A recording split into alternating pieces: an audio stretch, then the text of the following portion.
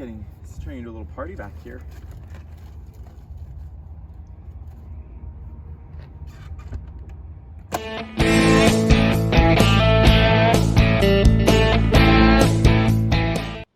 From the very first time we saw an airplane to our very first flight, we will never forget what got us hooked. Our love, our passion. Our eyes are always skybound. We always dream. And for some of us, those dreams become reality. Realities that take us to new places. We meet new people. This video is about one of those people who never stopped dreaming and became a pilot. All right, we're out here today with a good friend of mine, Jacob. He was my flight instructor. He's the guy that got me soloed, the guy that got me all checked out and my private pilot done with him. Still instructing on the side, but mostly doing the commercial pilot world. What the heck is a commercial pilot do these days? So that's a really good question. I mean, obviously there's a lot of different jobs for commercial pilots, but I find myself mostly like in the corporate range these days. And it really depends. I've worked some corporate jobs where I'm just the pilot, show up, keys already in the airplane, do a pre-flight, get where you're going, go home for the day. And I've worked other corporate pilot jobs like the one I'm in now, where it's probably 20% flying, 80% everything else. That everything else being scheduling crew cars, scheduling hotel rooms, planning meals, washing the airplane, scheduling maintenance for the airplane. So a corporate pilot really is barely a pilot, 80% that other corporate part. And it's really a full-time job if you're the only pilot or one of a few pilots on a corporate account, because you've got to manage everything. You've got to make sure that everything from the airplane to where the guy's eating dinner that night is all taken care of. You don't cook the dinner though. I have cooked breakfast for my clients before. I have cooked breakfast on a couple vacations. That's not something you'd probably think about putting on a resume. That's something I never thought I'd be doing when I signed up for the corporate pilot job, is sitting in a little log cabin somewhere cooking up breakfast for the family. But it's fun and it's part of the experience. And did they appreciate the cooking? It was pretty good. I didn't hear any complaints. That is a good thing. That's a good thing. You got to fix the airplane too if it's broke? You know, luckily I'm not an A&P, and I never plan on becoming an A&P, because I'm sure if I were, I would have to. Because I've seen other pilots do the same thing, you know, where they get their A&P and then the boss wants them to fix the airplanes too. And they're quite literally the only person that manages that airplane, every aspect of it. Wash and wax the airplane, detail? I have done a little bit of washing, but luckily I get to mainly schedule other people to wash the airplane. That's a good thing. Nice. Yeah, free up some of your own free time. Yeah, but sometimes even scheduling car washes, you know, if the boss shows up and the car's dirty, he expects a clean car by the time he gets back from the trip. So you better make sure you got that taken care of as well. So it's like 5% flying. If that. Yeah, it's probably about 95% the other stuff. The flying days are the good days, the lucky days. So that's quite a bit then. It is. It's a very involved job, but it's a very fun job. You got to be a special type of person to be able to do it with a smile, though. You really do. Right. If you guys like this video, please smash that like button. Appreciate it. Let's go to the flapper. Good old Cessna Diamond. Right. So, Jacob, how the heck did you get to where you are today? That's a really good question, and sometimes I don't even know. I guess if you look at the actual path I took, it's kind of the, stereotypical path. I've always loved airplanes, always wanted to do it. When I was about 12 years old, actually, I remember it was a Christmas present. Got it from my mom and dad, and they got me a discovery flight out of the Corona. It was out of Corona. It was a quick discovery flight in 11904 Mike. I remember the tail number on the thing. It was 172. We flew out to Catalina Island. Probably about an hour and a half of flight time, if that. But I was already hooked on aviation, and that got me absolutely stuck on it. I knew that a pilot's the only thing I ever wanted to be. So after that, took a couple years downtime, really started hitting the books, studying, did as much as I could on my own. And once I turned about 15, it was, I think, the end of the year of 2015 is when I actually jumped into my real private pilot training. Got it done in just about 40 hours, and then got that when I was 17 years old. And then I pretty much added a rating every year after that. So I got my instrument rating at 18, I got my commercial at 19, my flight instructor at 20. And then here at 21, I'm fortunate enough to be, flying really cool corporate airplanes. And it's all just through networking. Every job I had, especially while I was a flight instructor, just say yes to every opportunity, really shake everybody's hand. Don't be afraid if you see a cool plane on the ramp like that tail dragger there. Right. You just walk over and be like, hey, what year is this thing? It's a really cool airplane. In fact, just a couple weeks ago, I was on a trip over in Camarillo. I saw a guy with the Pitts biplane, the aerobatic airplane. Always loved those airplanes. So I just went up to him, shook his hand and said, hey, this is a really neat airplane. Can you tell me about it? And I'm going for a ride next week in it. So little things like that, you just never know what opportunities are going to pop up and what those jobs are going to lead to. So I'd say to get where I am today was all just talking to people, saying hi, saying hello, and a couple of those people stuck with me, and now I get to fly really cool airplanes. Would you say you're probably one of the youngest people you know out there at your level of experience? I doubt it, mainly because I know a lot of other guys who have, soloed at 16, gotten their private at 17, so on and so forth. But I definitely think I am lucky. I think there's probably a lot of guys that didn't get quite as lucky as I did to be able to be flying so many different types of really cool airplanes to some really, really cool places. So I guess luck was on my side, and I am really fortunate that I get to do this at just 21 years old. Would you say the driver's license came first or the private pilot certificate? The driver's license came first, but I couldn't legally drive my friends to the airport to take them all flying because I had like the 6-month probationary period on a driver's license. So they had to get their own rides to the airport, but then we could all hop in an airplane and go flying. And you were flight instructing before you were legal to drink. That's correct. Yeah, I was flight instructing at 20 years old. I got it about 2 months after I turned 20 years old. I got it in April of 2019. So it's been, like I said, I've been really, really lucky. Everything kind of lined up, put in the work, and I was, lucky enough to reap really the full rewards and more than I ever could have dreamt of. What would you say one of the scariest things was flight instructing? Flight instructing, I actually got pretty lucky. I would say flight instructing, I never really had any serious emergencies, knock on wood, but never had any full engine failures or anything like that. I've had a couple engines go to half power on me, one reason or another.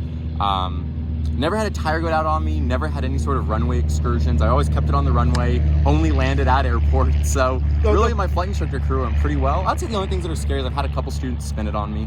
But those aren't so scary because you're gonna spin. At that point, the student has tried a million times to nail that whole right rudder concept. You see it for the 10th time, they're not putting that right rudder, and you decide, I'm gonna let the plane teach them this time. Those are always fun days, but really luckily no major scares.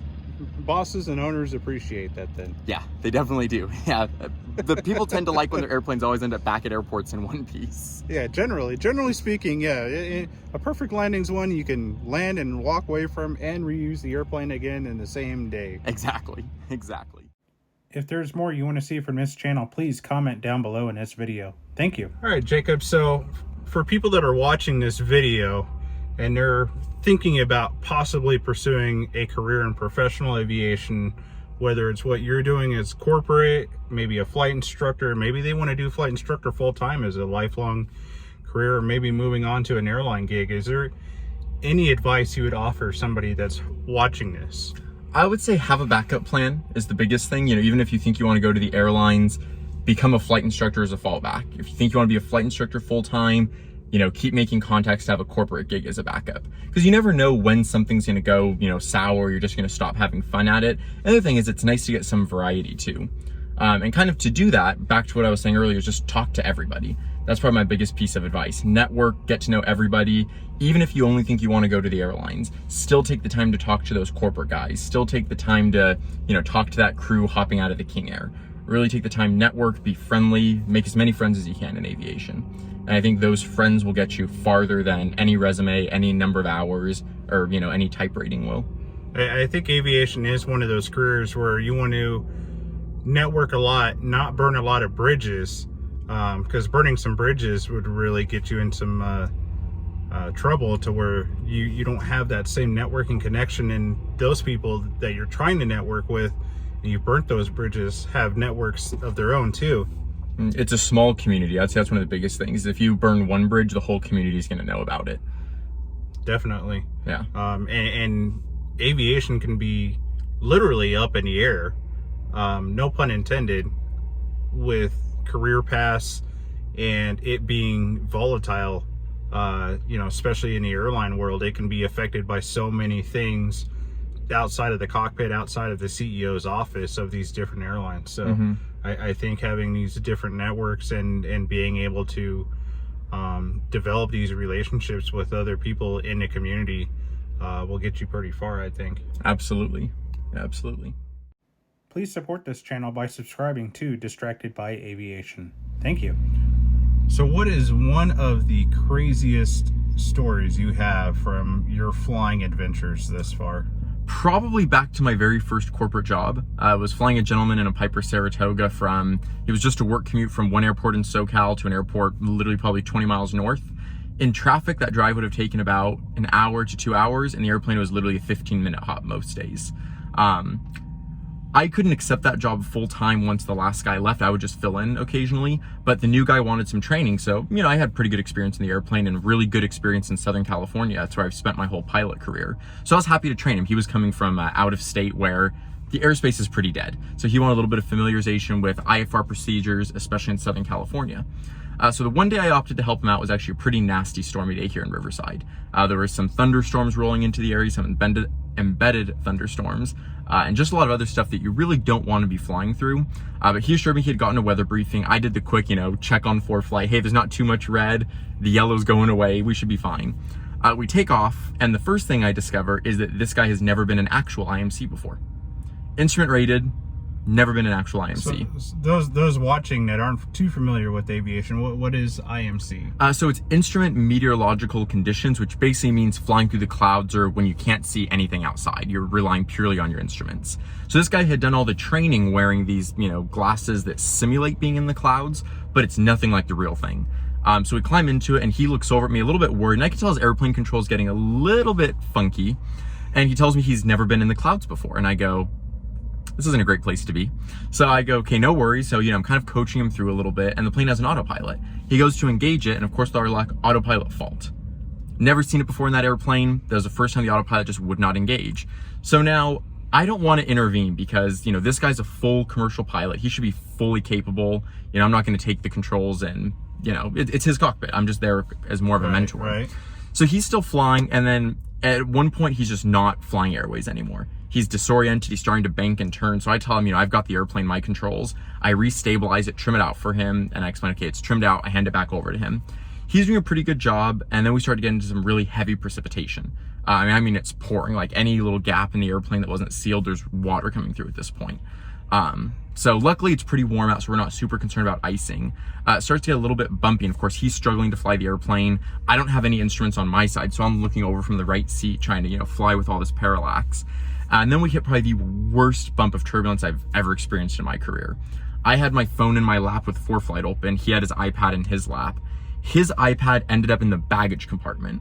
If you know a Saratoga, it's a long airplane. Wow. His iPad got thrown clean back. My phone was missing for the rest of the flight. It actually ended up putting a little chip in the corner of my phone. We both went into the ceiling pretty hard, hit our heads pretty hard. And it was very momentarily a borderline loss of control. And being in thick IMC crap, when I had already been trying to, you know, coach this guy through, it gets pretty exhausting for a few hours. Right. So I was definitely near the end of my duty day, at least useful duty day. So getting thrown into that mix, and then it didn't get any better after that. We kept getting tossed around. We just had the wherewithal to actually, you know, lock everything down that wasn't already completely locked down. But we broke out of it, ended up making a nice landing back into Santa Monica pretty uneventfully. But that was a very eventful flight up to that point. And that was probably one of the craziest stories I have because it was just so unexpected, and it's kind of the perfect storm. You know, they always say it's a chain of things, and the chain was definitely stacking up that day. Definitely. Would you say you would have needed a helmet that day? Would have been useful, but I don't think anyone would want to get in an airplane, especially like a Saratoga, if the pilot's wearing a helmet. That'd probably raise some red flags. It'd definitely look weird the next time you're at an airport and you're getting on your commercial flight on whatever airline. Pilot's wearing a helmet. The pilots are wearing helmets. That would be hilarious. Yeah, that deters the passengers a little bit. But no, that bump of turbulence was so bad that after the flight, we were right around maneuvering speed when we hit it. But we still got out and did a post-flight inspection, fully expecting to see some, you know, rivets popped or some skin wrinkled. It was, you know, I've been through the mountains of Idaho. I've been through, you know, the Arizona desert in the peak of summer, and I've never felt anything half as bad as what I felt that day. It was incredible. It was truly incredible. I think that's the only encounter with actual severe turbulence I've had. And it was memorable, very, very memorable. No doubt, I bet.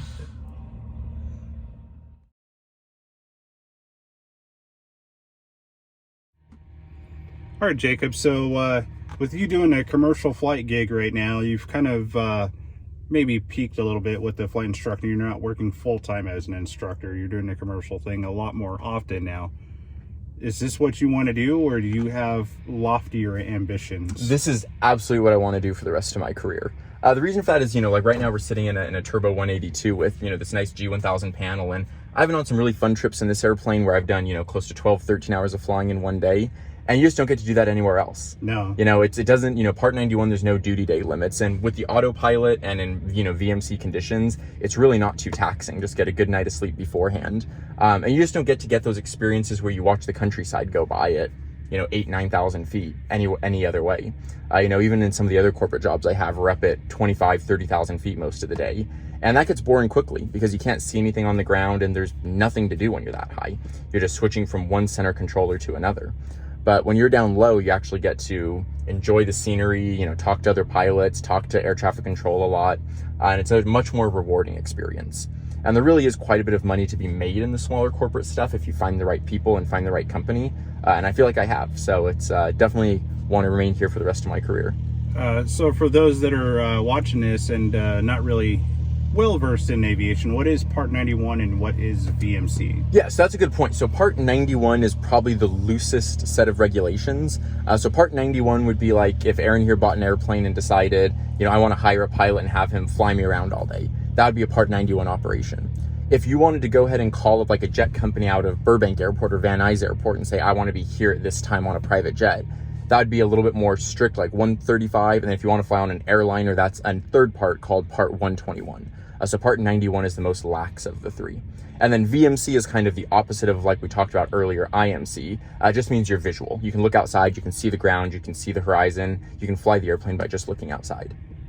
Right.